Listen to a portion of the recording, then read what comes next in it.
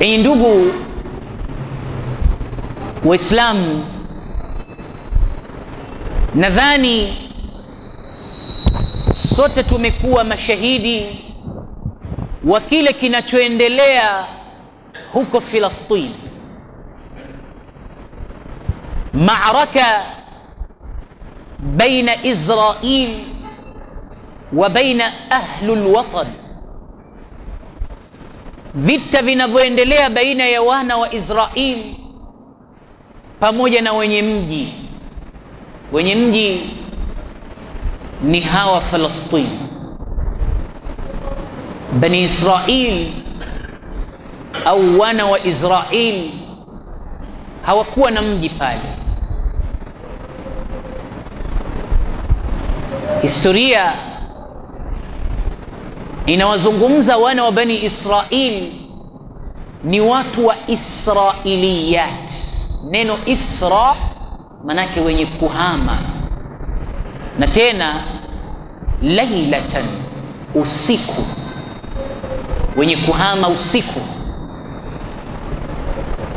Nabii Yaqub ni mtoto wa Ishaqa. Alipozalika Nabii Yaqubu, aliondoka na msafara wa watu wake na kuelekea zao Kanaan. Walipoishi Kanaan, ikatokea mihna ya kupotea kwa Nabiyullah Yusuf, kupotezwa na ndugu zake, na kufika Yusuf katika ardhi ya Masri. Kwa muda wa miaka 40 mbele, Nabii Yusuf akakichukua kizazi chake kilichotokamana na mzee huyu Yaqub na kukiingiza katika ardhi ya Masri. Wakabakia katika ardhi ya Masri kwa kipindi chote hicho hawa watu wa Israel. Israel ni Nabii Yaqub, kwa hiyo wanaitwa Bani Israel, watoto wa Nabii Yaqub. Kwa hiyo wakasalia katika ardhi ya Masri. Bila shaka Masri palikuwa pana kabila lake, kama vile walivyotua na kulikuta kabila hilo, na kabila hilo lilikuwa likijulikana Qibti, ambapo tawala za kifalme zilikuwa zinatumia ardhi hii kuiongoza. Kwa hiyo Bani Israel wakapata wadhifa katika ardhi hile kutokamana na Nabiyullah Yaqub, kana waziru Masri. Nabiyullah Yusuf kana waziru Masri, alikuwa ni waziri wa ardhi ya Misri. Kwa hiyo hawa wana wa Bani Israel wakasalia pale mpaka vizazi vyao vyengine.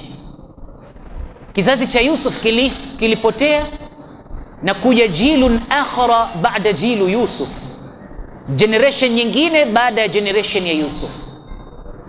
Na bila shaka watu wa Kipti na wao wakabadilisha generation, ikawa imefika generation ya mtawala dhalim, wakati tawala zilikuwa zikiongozwa na wafalme ambao walikuwa ni waumini na ni Waislamu, kwa sababu ya kazi aliyofanya Nabii Yusuf katika ardhi ya Masri.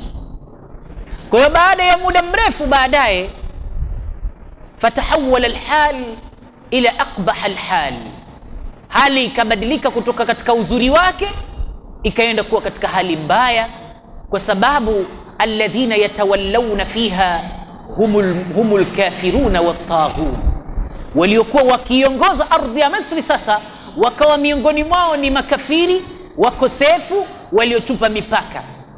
Ikafika asri ya kizazi cha Nabiyullah Musa pamoja na mtawala dhalim alikuwa akiitwa Firauni la'natullahi alayhi.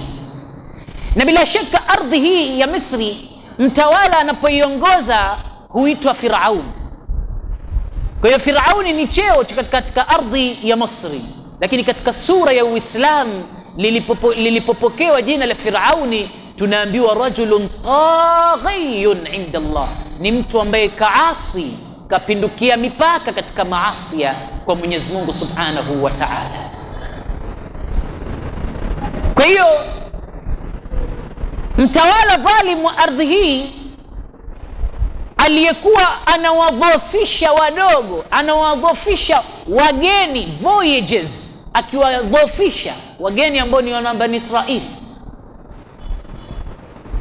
na kuwatukuza kabila lake ambalo ni wazawa wa ardhi ile. Mfalme huyu ambaye ni dhalim, Mwenyezi Mungu kwa kutaka kutahini tu mambo katika hii hali, alimwotesha Firauni ndoto ya ajabu, annahu yara fil manam anna hunaka fi bani Israil takhruj nara wa tahriqu buyut bani Qibti. Kule kwa wana wa Bani Israil, huyu mfalme dhalim Firaun ameona moto ule unatoka unaziunguza nyumba za wana wa Bani Israil. Alipoamka akawafuata mufassiru ru'a, akawataka wamtafsirie ndoto ile, na wale mufassiru ru'a wakatafsiri ile ndoto, wakamwambia yuladu mauludan, kitazaliwa kizazi, alladhi yahliku mulkak, kizazi ambacho kitakuja kuvunja ufalme wako. Na kizazi hicho kinatokea huko kwa wana wa Bani Israili. Ndipo pale mfalme dhalim akaanza kazi yake, yudhabbihu abnaahum wa yastahi nisaahum, akaanza kuwaua watoto wao wa kiume na kuacha hai watoto wao wa kike. Innahu kana min almufsidin, alikuwa ni katika watu mafisadi wakubwa Firaun. Lakini Mwenyezi Mungu kwa mapenzi aliyowapa wana Bani Israili ambao wanadhofishwa na kufanywa kuwa hawana nguvu, kutezwa nguvu na mfalme dhalim kwa kufanyishwa kazi na mambo mengine ambayo yalikuwa yakiendelea kama kuuliwa watoto wa kiume na kuachwa hai watoto wa kike, Allah anasema wanuridu an namunna ala alladhina istud'ifu, sisi tutawapa nguvu wale ambao wanafanywa ni madhaifu, wanaj'alahum a'imma wanaj'alahum alwarithin, na tutawapa nguvu, tutawafanya wao waihodhi ardhi, na tutawafanya wao wenye kuirithi ardhi hii ambayo tunaimiliki sisi. Allah anasema katika kauli zake tena, wanumakkina lahum fil ardi, tutawatia nguvu katika ardhi, wa nuriya Firauna wa Hamana wa junudahuma minhum ma kanu yahdharun, na tutamuonyesha Firauni na Hamana na jeshi la wawili hawa yale ambayo wanayoogopea katika mambo yetu. Lakini kwa sababu ya vitimbi vya Firauni kuwa ni vikubwa, na hali ile ikaendelea kwa muda baadaye, na mpaka Musa akaletwa kwa risala, na Musa akaenda kumwambia ya kwamba asimtupukie adabu Mungu, asijite kuwa yeye ni Mungu wakati kuna Mungu aliye juu zaidi ya yeye. Mwenyezi Mungu Subhanahu wa Ta'ala akamwambia Musa, asri bi ibadi, Musa ondoka na wana Bani Israili, walaqad auhaina ila Musa an asri bi ibadi, ondoka na waja wangu Musa. Huyu bwana hataweza kukubali kukutuini na kukusikilizeni, kwa sababu tayari kashakuoneni nyinyi ni watu madhaifu na msiokuwa na nguvu. Asri bi ibadi fa innakum muttabaun, watakufuateni hawa, kwa hiyo ondokeni nyinyi. Huko napokufuateni ndiko tutakao kwenda kuliua taifa la Misri wote kwa ujumla. Na kweli wa aghraqna thamma al-akhirin, Mwenyezi Mungu akawagharikisha wote thamma al-akhirin, kwa kuwagharikisha na maji Firauni na tawala yake ya kidhalim ikafa. Nuriya Firauna wa Hamana wa junudahuma minhum ma kanu yahdharu, Mungu kawaonyesha yale ambayo walikuwa wakiogopea, wameangamizwa kwa maji kwa ujumla. Na Mwenyezi Mungu anasema inna Firauna wa Hamana wa junudahuma kanu khatiin, hawa wawili walikuwa ni wakosefu wa bayana, hivyo imestahiki adhabu kali kama hii juu yao. Kwa hiyo Mwenyezi Mungu akamwacha Musa na kaumu yake Bani Israil waelekee kule ambapo Allah Subhanahu wa Ta'ala alishawaelekeza wafike mahala. Njiani wanatembea, wanaanza kumwomba Musa vitu. Musa, tunaona njaa sisi. Faanzala Allahu alayhimul manna wassalwa, Nabii Musa kaenda kwa Allah kashtaki, ya Rabbi, Bani Israili wanaona njaa, tunakuomba Mola wetu chakula. Mungu akawateremshia vyakula vya peponi, manna na salwa. Wakamwambia Musa, tunaona joto sasa, jua kali, tuombe kwa Mwenyezi Mungu, dhillan yadhilluna, kivuli kitudhibiti au kutuzibe sisi kutokamana na harra shamsi, ukali wa jua kali. Faadallahumullahu bilghamam, Mwenyezi Mungu akawekea kivuli, ikawa wanatembea juu ya kivuli cha mawingu, ambacho kivuli hicho huwa kinajichomoza indama shtadda harra shams, jua likiwa kali. Wakamwambia Musa, tuna kiu. Musa kaambiwa, piga kwa bakora yako hili jiwe, famfajara thnata aina, itatoka michirizi ya maji 12. Ikitoka michirizi ya maji 12 watakunywa wana Bani Israeli neema zote. Na bado wakamfuata Musa, wakamwambia, wallahi Musa, sisi tumechoka kula manna na salwa, hatuwezi tena kusubiria kula vyakula hivi manna na salwa. Tunataka umuombe Mola wako atuteremshie bakliha wa qithaiha, atuletee sisi fumiha, atuletee labda mizabibu, atuletee labda vitunguu maji, vitunguu thomu. Sisi tutafanya kazi, tutalima, tutavuna, tutafanya shughuli zetu wenyewe. Musa kaomba kwa Allah subhanahu wa ta'ala, wakapewa.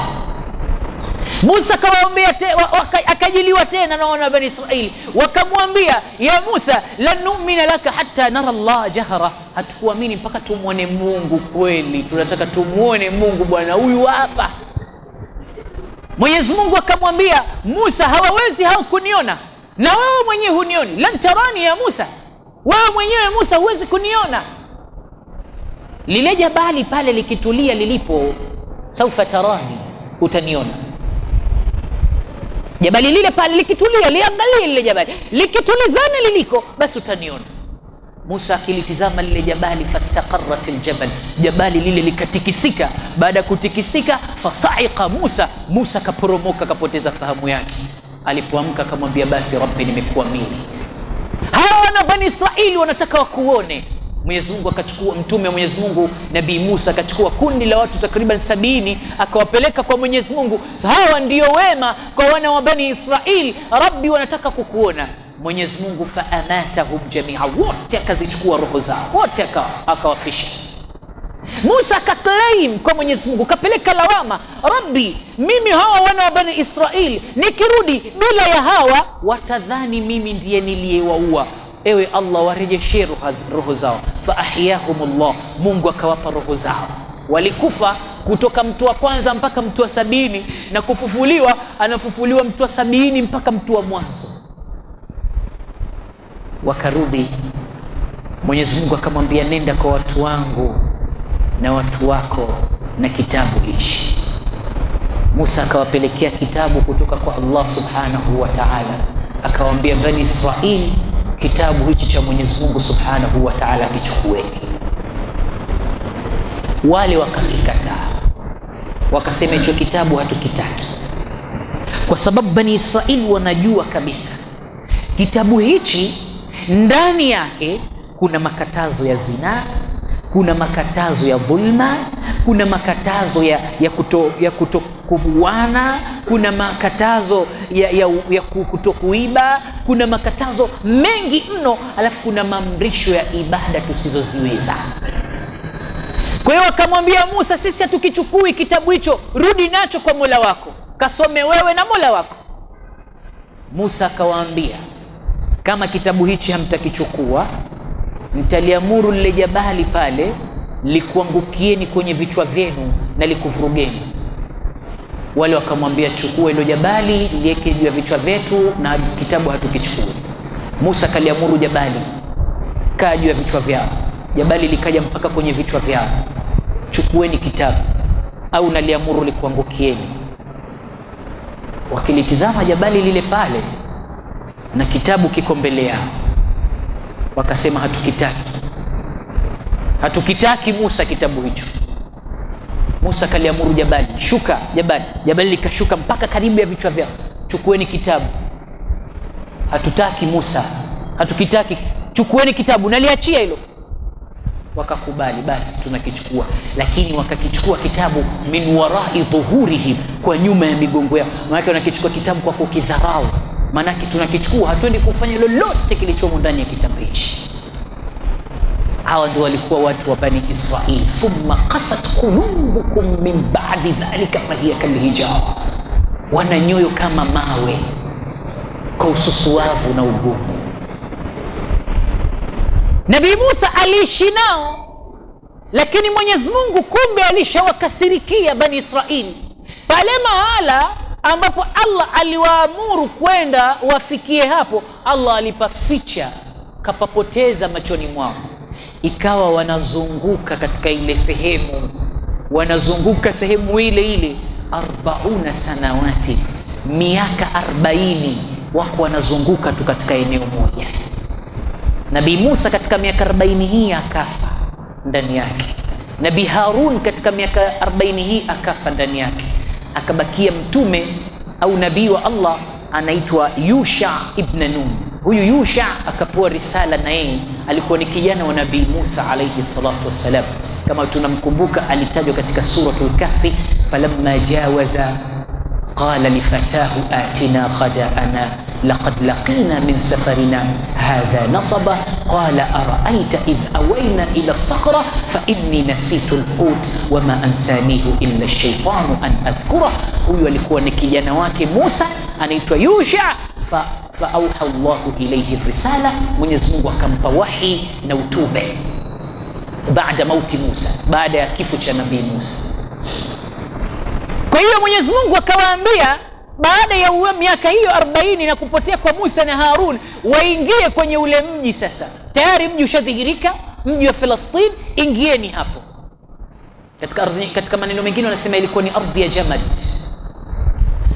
Wakaambiwa waingie. Tena Mwenyezi Mungu anasema kuambia, wa qulna udkhulu hadhihi alqarya, ingieni kwenye mji huu. Mkiingia kwenye mji huu, fakulu minha haithu shi'tum ragada, kuleni kwenye mji huo mnavyotaka, mnavyopenda. Wadkhulu albaba sujada, lakini mkiwa mnaingia, ingieni mkiwa mmesujudu. Waqulu hittatun naghfir lakum khatayakum wa sanazidu almuhsinin, na mkiwa mnaingia semeni hittatun, kifuto cha madhambi, naghfir lakum khatayakum, tutakusameheni nyinyi madhambi yenu, wa sanazidu almuhsinin, na tutawazidishia watu ambao wanafanya ihsani. Fabaddala alladhina zalamu qawla, wakabadilisha hawa watu madhalim qawli ghaira alladhi qila lahum, nyuma ya kauli ile walioambiwa, wakabadilisha maneno. Baada ya kuingia kwenye ule mlango wakiwa wamesujudu, kama Mwenyezi Mungu anasema wadkhulu albaba sujada, ingieni kwenye mlango wa mji huo mkiwa mmesujudu, wao wakaingia mikono wameiweka nyuma, wanaingia chali hivi. Wakaambiwa na Allah, qulu hittatun, semeni hittatun. Wakasema hintatun, manake punje ya ngano, huku wakiwa wanaingia katika mji ule wa ardhi ambao Allah kawataka waingie. Mwenyezi Mungu akawakasirikia mno Bani Israili, mno kawakasirikia hawa watu, lakini bado Mwenyezi Mungu anaendelea kuwapa neema zake. Walipoingia pale, hakika kuna mambo mengine yalitokea, na ukua hizo zilifanya wao wawaue mitume wengi, kwa sababu ile risala aliyokuja nayo Musa na kitabu alichokiacha walikikataa na wakikaidi, wakionyesha dhahiri ya nyuso zao mbele za mitume kama ni waumini wa kweli, lakini walikuwa wakiwaua, wa qatlahumul anbiya, na walikuwa wakiwaua mitume wao. Mwenyezi Mungu anasema wanaqulu dhuku adhab alhariq, tutawaambia wale kuleni adhabu au onjeni adhabu ya Mwenyezi Mungu yenye kuunguza na kugharikisha.